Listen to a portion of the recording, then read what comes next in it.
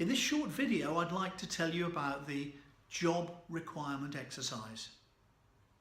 The job requirement exercise that seeks to create a person specification for you in the language of the psychometric exercises that we're going to be using. Well, on the ability test front, that's straightforward enough. We can just establish what criteria level you want to see in a good candidate by drawing a line and saying, say, we want our shortlisted candidates to score above the 50th percentile in a numerical critical reasoning test, which is set at this level of difficulty.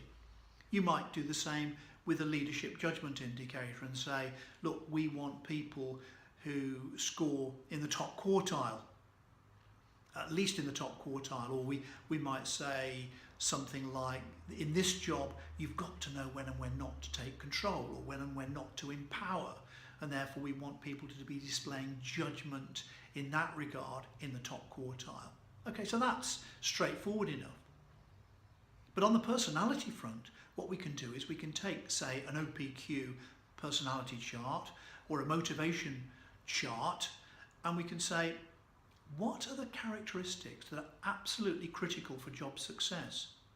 Imagine asking that of everybody on the selection panel, so that everybody can get an opportunity to express their view independently at first, and then they can compare and contrast what they think, so you get a consensus.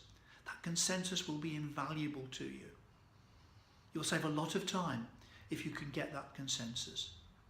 If you could determine what it is that people believe are critical for job success on the OPQ chart, as well as those characteristics that are important, perhaps an agreement on those things that are not so important, but also, importantly, on those factors that would contraindicate job success, that everybody agrees would really get in the way. So you can see how useful that would be.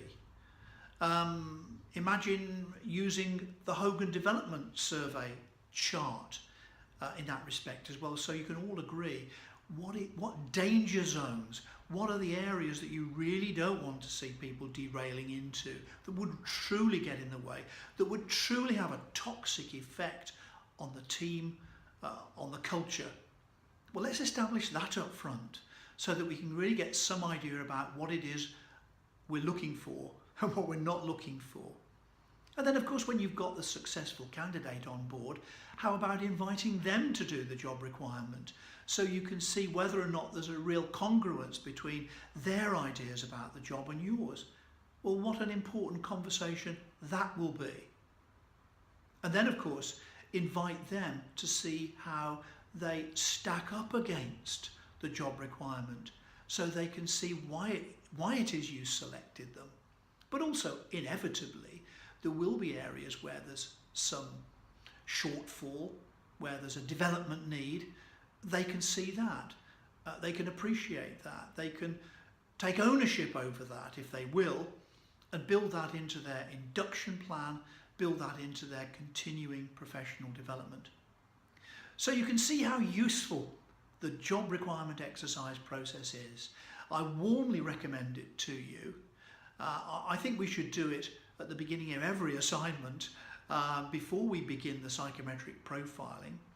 Please don't hesitate to ask me to email the job requirement exercise forms to you so that you can begin that process as an important first step in our relationship. Well, I look forward to hearing from you. Thanks very much for watching and listening.